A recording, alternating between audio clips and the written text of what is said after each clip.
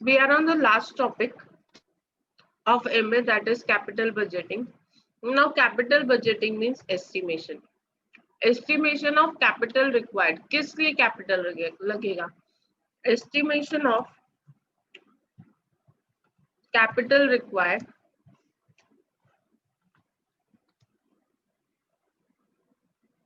for purchase of asset.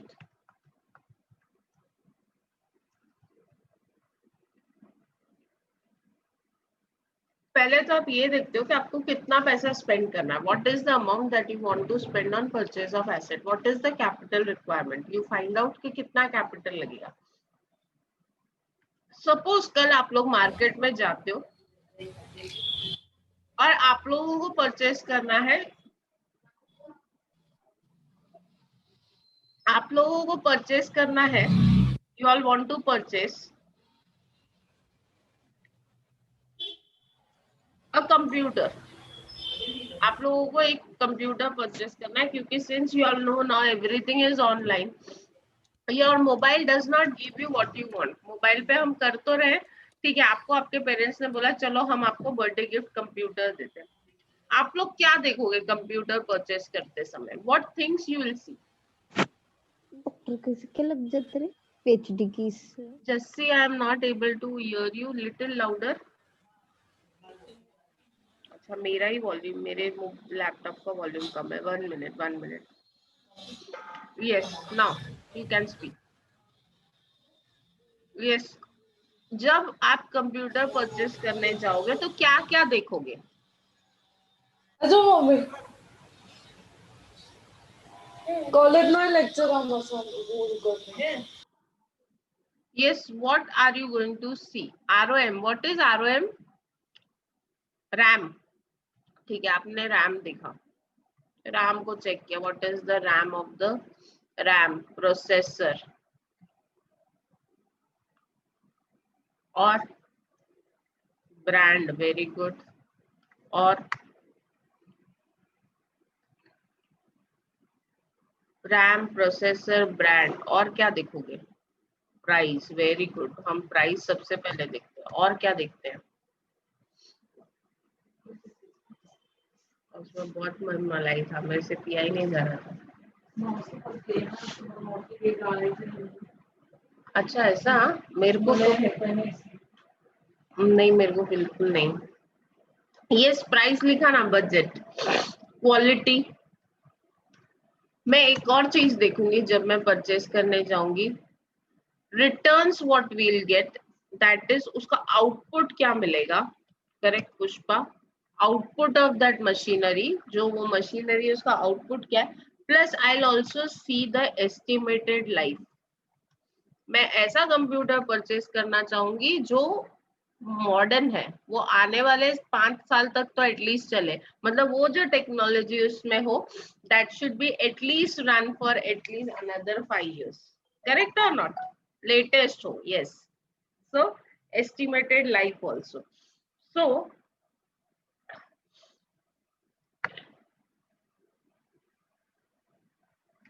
Purchase of asset. Basically जब हम purchase करते हैं एसेट, तो first we need to find out के what is the outlay of the asset.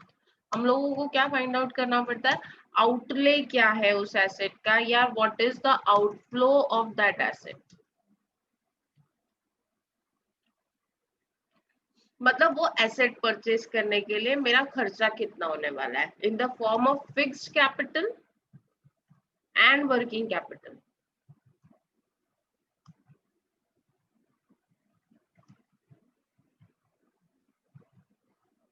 And also I would like to know what would be the inflow of cash.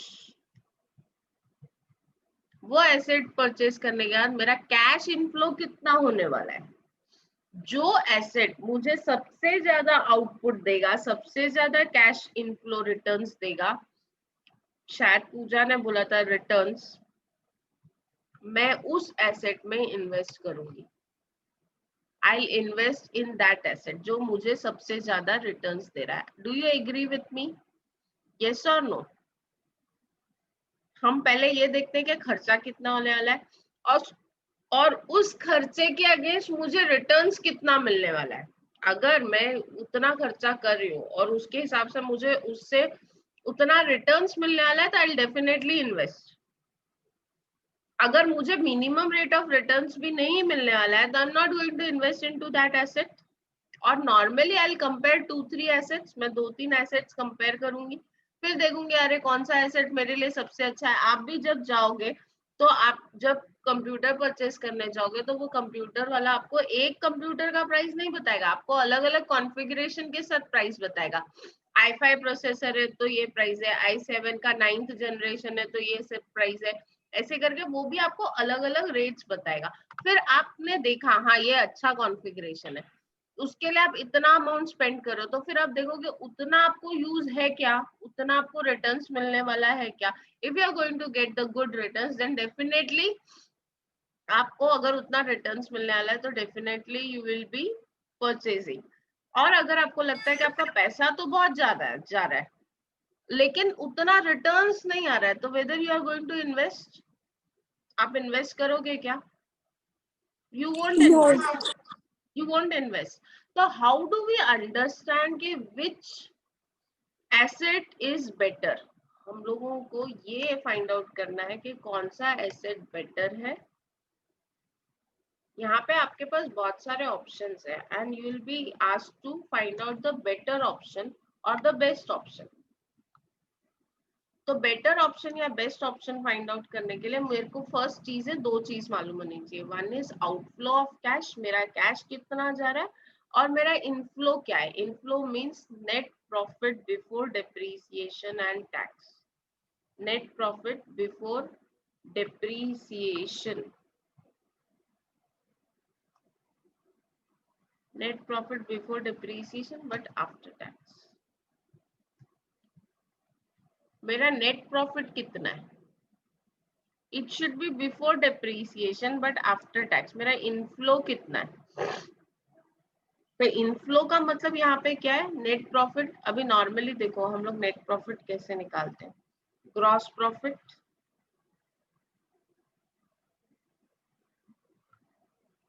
Less expenses. मैं depreciation भी एक expense है, मैं depreciation अलग से दिखा रही हूँ।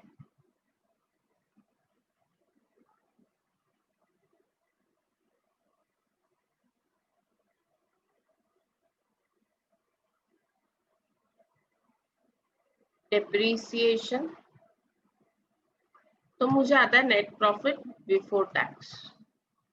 ये नेट प्रॉफिट बिफोर टैक्स में से मैं जब टैक्स माइनस करती हूँ तो मुझे लेस टैक्स करने के बाद I get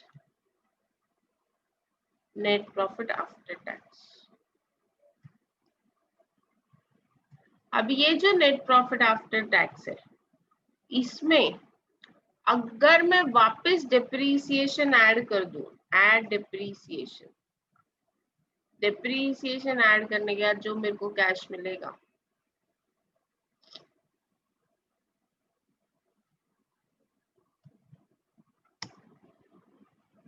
eight depreciation whatever I get is cash inflow, उसको बोलते हैं कैश इनफ्लो। अभी आप लोगों को इमीडिएटली ये क्वेश्चन आना चाहिए कि डिप्रिसिएशन क्यों ऐड किया। Depreciation is a non cash item. Depreciation क्या है, नॉन कैश आइटम है। मतलब depreciation is a book adjustment, इसमें ना कैश आता है ना कैश जाता है। तो यहाँ पे हम लोग जो इनकम जो मनी कंसिडर कर रहे हैं दैट इज ओनली कैश। लेकिन डिप्रिसिएशन आपको पहले माइनस करना है, क्योंकि डिप्रिसिएशन माइनस नहीं करोगे तो टैक्स ज्यादा आएगा।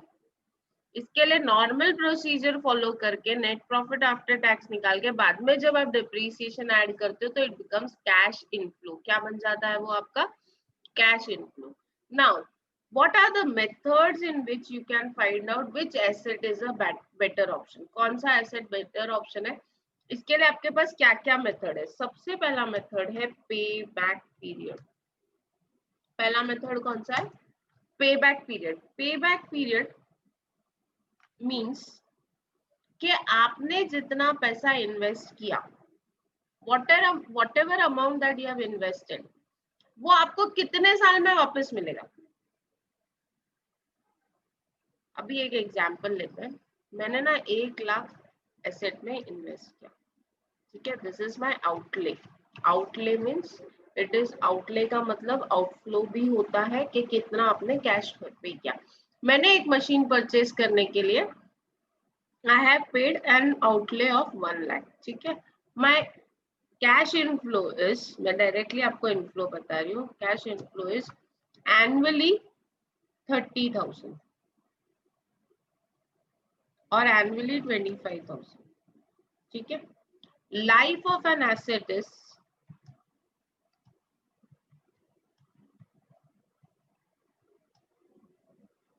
Life of an asset is 10 years। Life कितना है? 10 years है। सेकेंड एसेट लिया एक और, ये पहला ऑप्शन है, सेकेंड ऑप्शन में भी आउटले उतना ही है, outlay is same 1 lakh. Cash inflow annually is 28,000 and estimated life of an asset is same 10 years. Now which option is better? Which option is better? ये मैं 1,20,000 कर, now कौन सा ऑप्शन बेटर है? How second, Atharva, how you can say that the second option is better?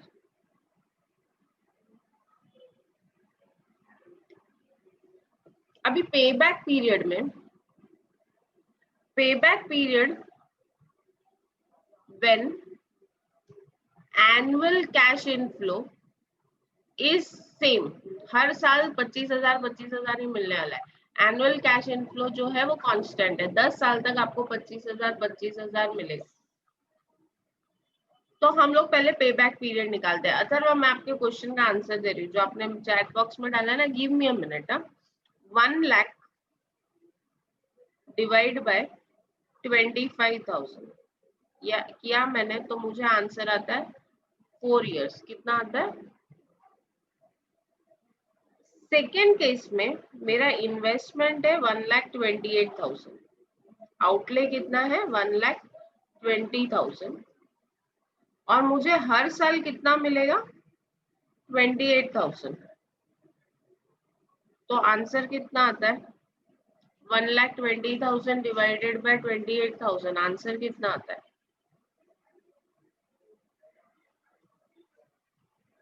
ये आता है 4.28, that is 29, correct.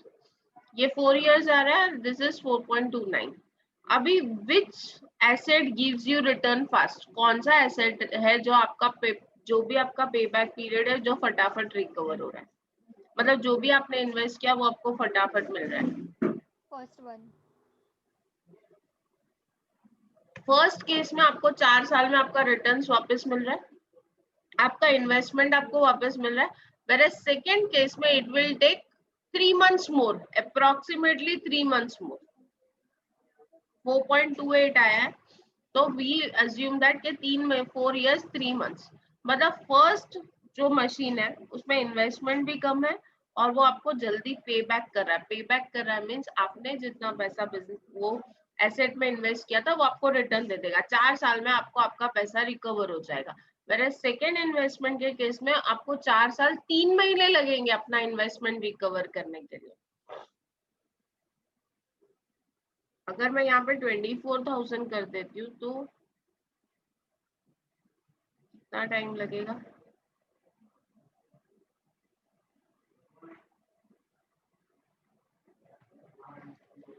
5 years।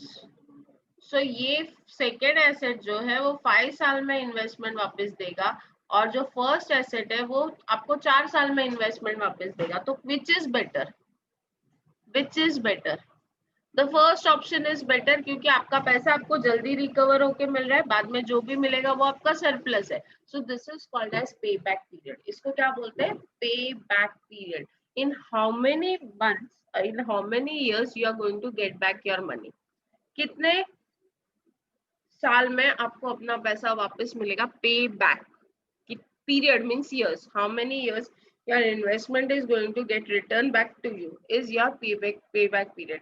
ये जो हमने एग्जाम्पल किया, यहाँ पे inflow was constant for 10 years. यहाँ पे हमने क्या किया, इनफ्लो जो है वो कांस्टेंट है. कितने सालों के लिए, 10 years के लिए. 10 years कैसे, क्योंकि उस एसेट की लाइफ 10 years है, तो your investment is also constant for 10 years. ये क्लियर है first method with constant inflow. Is this clear?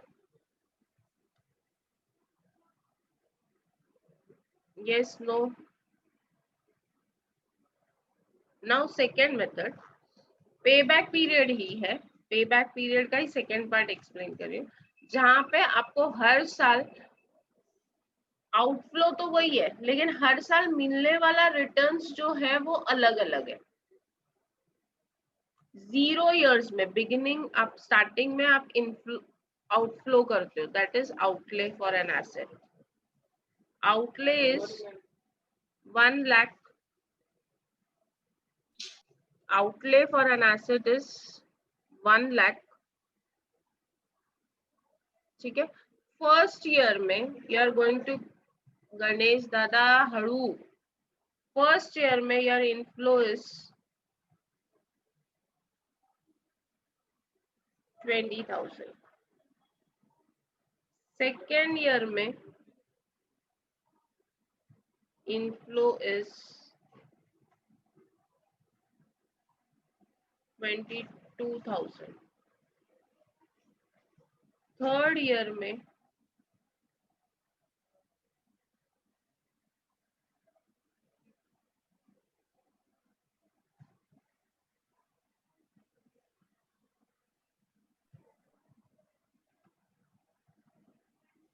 inflow is 25,000. Fourth year में inflow is 40,000. फिफ्थ ईयर में 35,000, देन 30,000. ऐसे करके इनफ्लोज दिए हुए. ठीक है, 5 साल का आपको इनफ्लो दिया. Now you want to know कि ये ऐसे केस में what will be the pay back period. आपका पे बैक पीरियड क्या होगा, what will be your pay back period. तो यहाँ पे हम लोग क्या करते हैं ना, we calculate cumulative pay back period. हम लोग क्या कैलकुलेट करते हैं, क्यूमुलेटिव इनफ्लो कैलकुलेट करते हैं. We calculate cumulative inflow.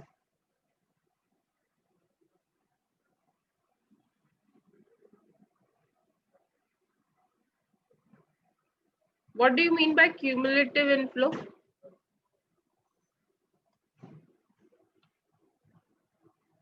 Anyone? Cumulative inflow का मतलब क्या होता है? Cumulative inflow का मतलब क्या होता है? What do you mean by cumulative inflow? Anyone?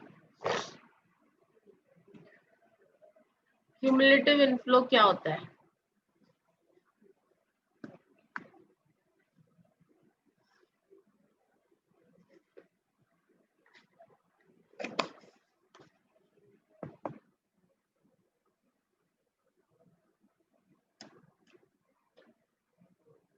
हाँ, मतलब फर्स्ट ईयर का 20,000, सेकेंड ईयर में हम क्यूमुलेट करते जाएंगे, प्लस करते जाएंगे. First plus second, 22 plus 20 is 42,000.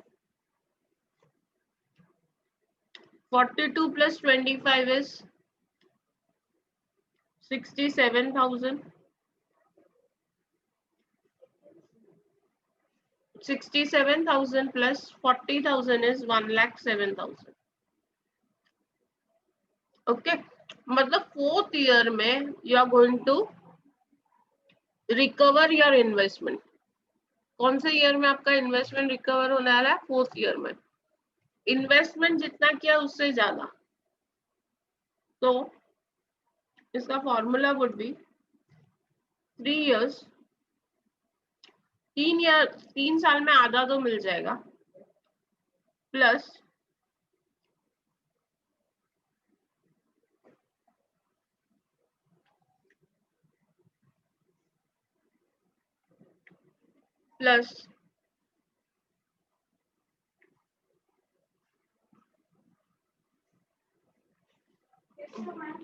I'm good. How are you? What are you doing? Now I'm doing job Very good. at Consoli. Work from home है फिलहाल तो Okay. अप डाउन करना है फिलहाल था वहाँ पे कंसोली पे नोवेक टेक्नोलॉजी सॉल्यूशंस करके insurance investment company. Very nice. वही अभी बैंगलोर शिफ्ट हो रही है ना मैं। बैंगलोर शिफ्ट हो रहे हो? हाँ, तो उसके ट्रांसफर सर्टिफिकेट लेना था मुझसे Why? एमकॉम करने के लिए। नहीं, लेकिन बैंगलोर क्यों शिफ्ट हो रहे हो? सब जा रहे हैं। मैं भी चाहती हूँ। अच्छा, फैमिली शिफ्ट हो रही है। हाँ सब मॉम डैड मैं भाई। क्यों लेकिन? वो भाई को ये करना है ना, उसको बीएसआईडी करना है वहाँ पे, बहुत अच्छे अच्छे कॉलेजेस है बैंगलोर। तो डैड बोले कि फिर वहीं जाते सेटल होते वहाँ पे। पापा का जॉब? पापा शायद मतलब उनका फिक्स नहीं है, वो बोल रहे थे कि मैं यहाँ पे स्टे करूंगा या फिर वहाँ पे जाऊंगा। तो अभी उनने बात तो की है ऑफिस के मैनेजर से, वो बताएंगे तो उस पर हम मैं और मेरा भाई तो जा रहे हैं क्योंकि वहाँ पे डैडी के मामा वगैरह रहते ना, will stay there with them. Thank you. Very nice. Application दो ना। एप्लीकेशन दे दो। यस, 67,000 हमको थर्ड ईयर तक रिकवर हो गया। अभी हमको और कितना चाहिए? 1 लाख में से 67,000 मुझे थर्ड ईयर तक मिल गया। बाकी मुझे और कितना चाहिए इन्वेस्टमेंट का? आई वांट 33,000 डिवाइड बाय वो पूरे साल में 40,000 मुझे मिलने वाला है। 40,000 के लिए अगर पूरा साल लगता है तो 33,000 के लिए कितना लगेगा? 33,000 के लिए कितना लगेगा? तो 3 प्लस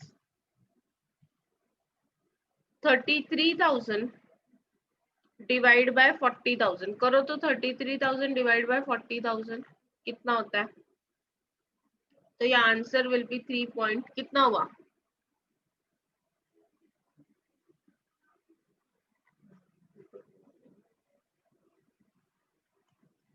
0.825। और इसको अगर हम इंटू 12 करेंगे, सॉरी इंटू 12 नहीं,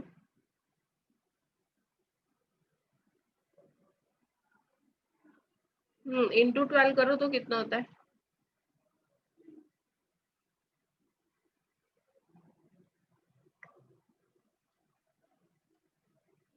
मतलब approximately 3 years 10 month would be your payback period. 3 years 10 month would be your payback period. मतलब ये क्या किया मैंने? 0.825 इंटू 12 किया, तो I get answer in number of months. मुझे मंथ्स में चाहिए तो I have to do into 12। So 9.9 is 10 months. मैंने उसको 10 मंथ्स राउंड अप कर लिया। So 3 years 10 month would be my pay back period. मुझे कितना टाइम लगेगा अमाउंट रिकवर करने के लिए? I will take 3 years 10 months to get back my money. Clear है? आई एम रिपीटिंग कि कैसे किया। पहले आउटफ्लो निकाला, इनफ्लोस दिए हुए थे, इनफ्लो से मैंने क्यूमुलेटिव इनफ्लो निकाला। ये 1,07,000 है जहां पे मेरा इन्वेस्टमेंट रिकवर हो रहा है 4th ईयर में। मतलब 1 लाख से ज्यादा मुझे अर्न हो रहा है।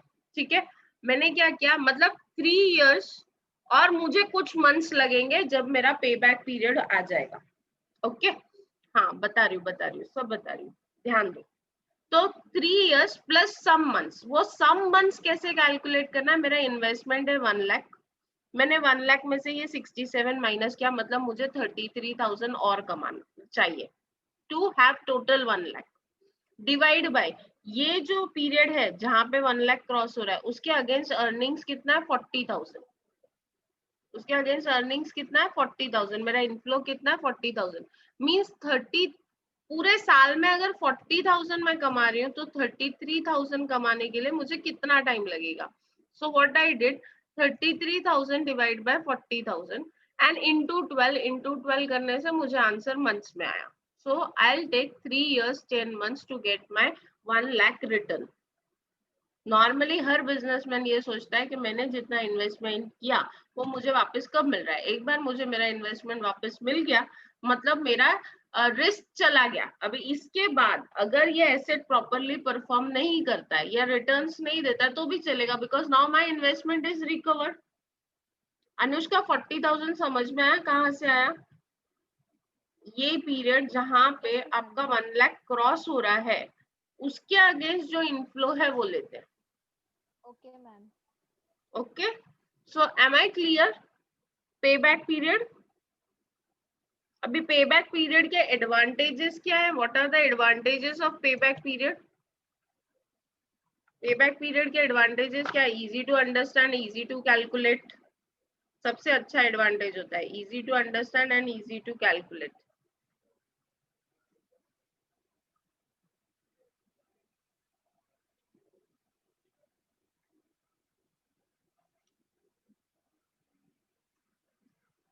और इसका disadvantage क्या है? It does not consider time value of money. ये method does not consider time value of money. अभी time value of money क्या होता है? आज जो रुपए की वैल्यू है, the purchasing power of 1 rupees या purchasing power of 100 rupees will not remain same year after year. Whatever is the purchasing power of 100 rupees today will change tomorrow. Day after tomorrow it will still change. पहले 100 rupees में आप hotel से एक सब्जी order कर सकते थे, आज आपको 100 रुपीज में सब्जी नहीं मिलती है. The purchasing power of rupees is getting decreased every time. So यहाँ पे हम आज एस्टिमेट कर रहे हैं मुझे सेकेंड ईयर में 42 मिलेगा, थर्ड ईयर में 67 मिलेगा या 25 मिलेगा, 40,000 मिलेगा, लेकिन उस टाइम पे वो 40,000 की रियल वैल्यू डिक्रीज हो गई होगी. The real value of 40,000 would have gone down. So यहाँ पे वो टाइम वैल्यू ऑफ मनी नहीं कंसिडर करता है. मतलब जो भी हमारा एस्टिमेट है वो आज के डेट के परचेजिंग पावर पे है. वी हैव नॉट कंसिडर्ड के फर्स्ट ईयर में इन्फ्लेशन कितना होगा, सेकेंड ईयर में इन्फ्लेशन कितना होगा, थर्ड ईयर में इन्फ्लेशन कितना होगा और फोर्थ ईयर में इन्फ्लेशन कितना होगा. अगर इन्फ्लेशन ज्यादा है तो डेफिनेटली आपकी वैल्यू, रियल वैल्यू और purchasing power of money is going to decrease. Yes और नो? तो that is not considered. That is one of the biggest disadvantage of pay back period. समझ में आया? Is it clear? Yes ma'am. Everyone? So payback period helps you in is a method for budgeting, capital budgeting, under which you see that in how many months is your returns, how many months the amount invested is returned back. कितने months में या कितने years में आपका investment return होता है आपको, that is payback period. So I hope so first method is very clear. अभी 11 बजे एक मराठी वाग्मय मंडल का मराठी वाग्मय एंड साहित्य मंडल का एक प्रोग्राम है. I want you all to attend that to refresh yourself. Okay, next is pay back period का ही सेकेंड पार्ट है pay back profitability method. Pay back profitability method.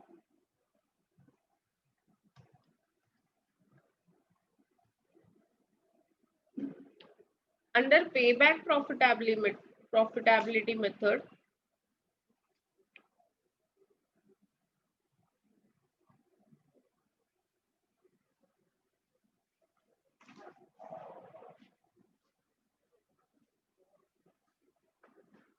formula is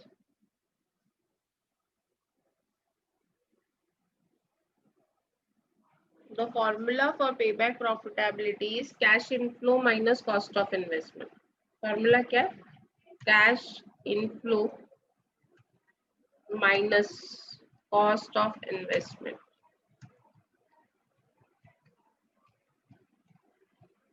cash inflow में से अगर आप cost of investment minus कर दोगे that is your pay back profitability method. अब यहाँ पे इनफ्लो देखो कितना है, 6 साल का इनफ्लो दिया है, टोटल किया 20 plus 22 plus 25 plus 40 plus 35 plus 30 करो कितना होता है, it comes to total inflow is, total cash inflow is 1,72,000। आप लोगों ने करके देखा क्या, माइनस कॉस्ट ऑफ इन्वेस्टमेंट या आउटले इज 1 लाख, तो आपका पे बैक प्रॉफिटेबिलिटी इज 72,000। पे बैक प्रॉफिटेबिलिटी कितना है, 72,000। Is it clear, is it clear? So दो मेथड हमने किए, first is pay back period. Pay back period में भी दो टाइप्स के प्रॉब्लम्स आते हैं। First type of problem is जहां पे आपका कैश इनफ्लो सेम है, annual cash inflow is same, एक साल जितना इनफ्लो है उतना इनफ्लो हमेशा होगा। In that case your formula is very simple, cash outlay, cash outlay divided by annual inflow,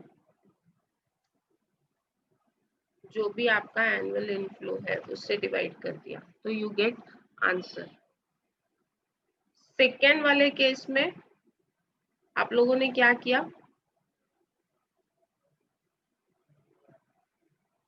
second वाले केस में आपने क्या किया, क्यूमुलेटिव इनफ्लो कैलकुलेट किया, फिर फॉर्मूला यूज किया। Is that clear? हाँ ना बोलोगे क्या, लेस देन अ मिनट है, because now there is a program so will not continue. Tomorrow will be having a length lecture. कल हम लोगों का लेक्चर 2 घंटे का होगा, कल शायद आप लोगों का MA का पेपर है और आज FA का। Please study properly for the exams, I am not getting good practice, good results for practice test.